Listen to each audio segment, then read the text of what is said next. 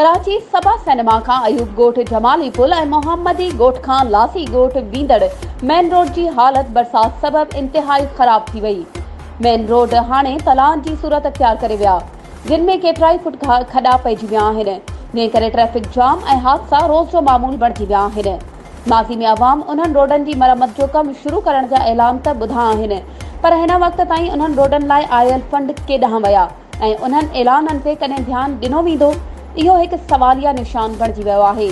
बलदियाती election में 4 साल PP जा उम्मीदवार चूंडिजी आया ऐं 2018 जी इलेक्शन में हिन तक मां पीटीआई में opposition leader Haleem Adil Shaikh MPA चूंडिजी आयो ऐं एमएनए सैफुल्लाह रहमान पीटीआई जो मुंतखब थियो, पर उन्हनि बि सिर्फ़ ऐलान कया, पर अमली कम किथे बि नज़र न आयो। शहरिन सिंध हुकूमत एडमिनिस्ट्रेटर कराची मुर्तज़ा वहाब खे अपील कई आहे त PS 99 सोराब ॻोठ टाउन जे मेन रोडनि जो मरम्मती कम कराए शहरिन खे सफ़री सहूलतूं फ़राहम कयूं वञनि।